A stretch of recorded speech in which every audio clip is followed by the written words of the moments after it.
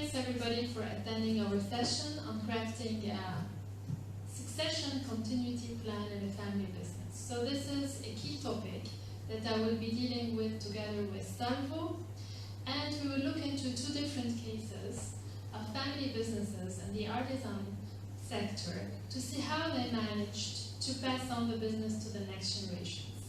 I will start with a quiz that relates to some information that Panikos in the morning has shared with you. According to you, what is the percentage of family businesses that survive to the third generation? Is it 30%, 10%, or 3%? 10%? Yeah. So who would say 10%? 2 people? Okay. 3 people? 30%? Anyone? Okay. 3%? Oh, more people. That was a tricky question, actually. So actually, when it comes to passing the baton from the second to the third generation, only 10% of family businesses make it. But it is true when it comes to passing the baton from the third to the fourth generation and so on, then only 3% make it. So this really shows how the succession is important when it comes to family business survival. Now, why is it so difficult, to pass on the baton in a family business? So what is different when it comes to succession in a family business as compared to non-family business? And the answer is just one word. Who can tell? What makes succession in a family business different from succession in a non-family business? Yes? The passion for the business. Passion for the business? Emotion? Everybody agrees? So, yes, that's partly it, and it all lies in the family. So the family is a distinctive system in a family business. And that's why everything gets more complicated. So I will start by dealing with the Lacomon family. It's a French multi-generational family business, and this family is going through the transition from the 5th to the 6th generation. So we just saw that only 3% of family businesses make it after the 4th generation. So how did this business manage to go through all the challenges? So this business dates back to 1821, and its main specialty is the waffles that you see here. And it's based on the recipe of the great-great-grandfather, and it's still the same recipe being used over generations. So they tried to diversify a little bit with additional sweet products, but still this product is the major one. And here is the current family situation in terms of roles in the family business. So this morning, Panikos also showed you 3 different circles that are the systems that make up a family business, the ownership, the family, and the business. And here you can see that most of the family members are owners and work in the business. So Patrick and Nicole are the parents, so 5th generation, and Norman and Priscilla are the children. Melanie is Norman's wife, and Germain, who is on the family side, he is Priscilla's husband. He does not work in the family business. Okay, so something. Okay, so now we are going to see a short movie clip that shows the perceptions of different family members. So mainly Patrick, who is the 5th generation family member, the dad, followed by perceptions from the children, Priscilla and Norman, who are taking over the family business, and most interestingly, of Melanie, who is the wife of Norman, who has a specific perspective of how the business should be run. So let's watch the video together. Monsieur, bonjour. Bonjour. Je vous une ligne. Vous voulez votre alliage? Oui, chaud. Oui, bien sûr. Nous en avons des natures, mais aussi à la cannelle.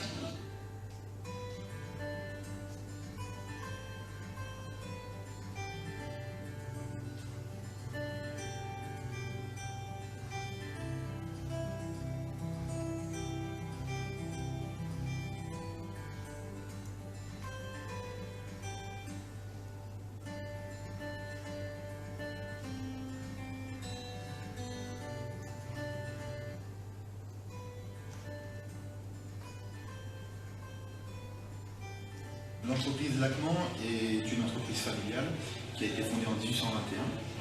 À l'origine, nous étions des commerçants forains et en 1989, mes parents ont choisi de se sédentariser en achetant une première boutique perpetuate. Je suis moi-même la 6e génération. Donc depuis la création de l'entreprise, nous nous efforçons de conserver les mêmes recettes de fabrication, tout en essayant de développer de nouveaux produits. Donc il faut bien se rendre compte que nous, on n'est pas du tout des industriels, on est avant tout des artisans. On s'efforce de travailler avec des produits locaux,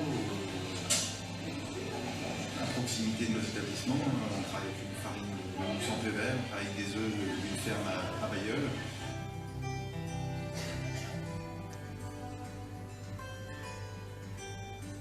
La famille, très simple, tout simplement. Bah, chez nous, la famille, c'est un peu notre colonne vertébrale. On travaille tous ensemble, chacun dans sa propre affaire, mais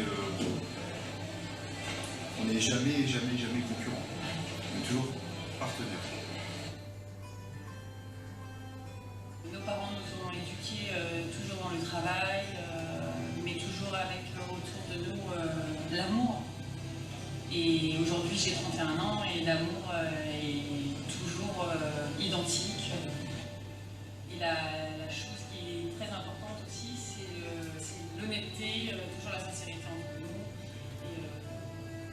Et grâce à ça, on peut avancer sereinement. Je dirais que le point principal, c'est d'avoir un but commun, d'avancer ensemble pour les mêmes valeurs.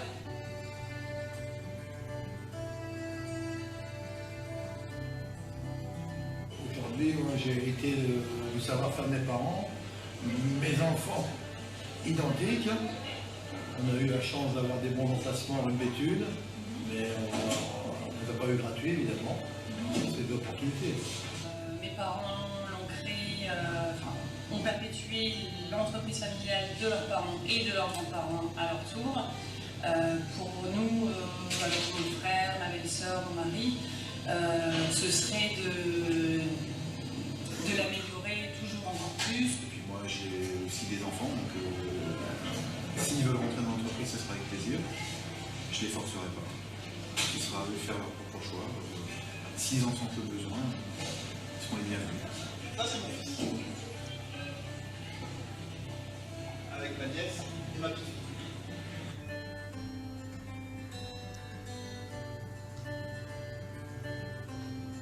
Pas trop se voir. Quand ça va pas, je dis ça va pas, c'est tout. De savoir faire abstraction des quelques conflits qu'on peut avoir, parce que forcément, quand on travaille en famille, c'est pas tous les jours tout beau tout rose. Ne jamais oublier d'où l'on vient, comment on s'est construit. Que ce soit bien ou mal, on se dit toujours les choses et on n'a pas peur de ça.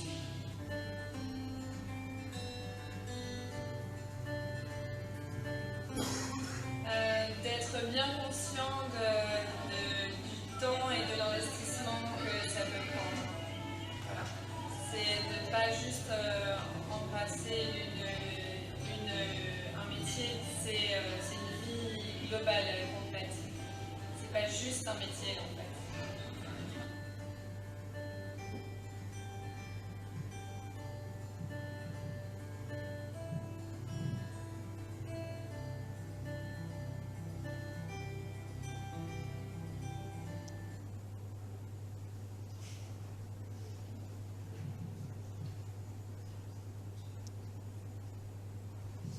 Alright, so I would like to ask you one question after watching this video. What triggered your attention? What made you feel, perhaps emotional about this story or curious about learning more about it? Yes?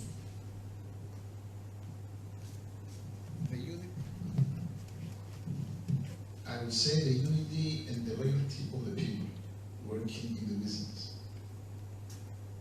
Yes, unity and loyalty. What struck me was exactly what this gentleman's just said, and how in a world where divorce and separation is so high, how difficult it is to keep a family business when we can't keep marriages. Okay, thank you. Anyone else?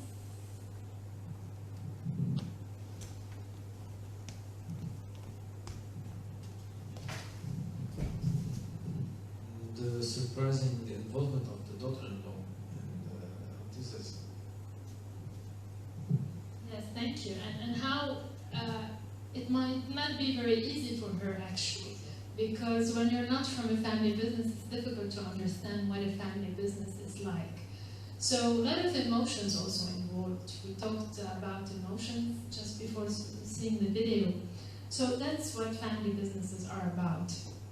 And to be able to continue, basically, you need to account for all these different dimensions. If you look at the pure business model of the family business, it's interesting to see that it has not really changed since ages. So they really build on the customer relationships. They try to be very close to the customers, to adapt to their evolving needs, and to provide advice. Their value proposition is very simple.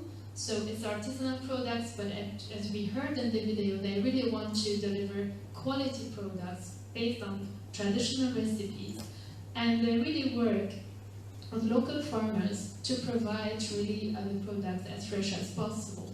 And they deliver them really with a family atmosphere. So the family members are always present during the sales process. So the resources, it's about the traditional know-how, as we heard from the father. He learned about it from his predecessors and he's perpetuating it. And the loyalty of the employees.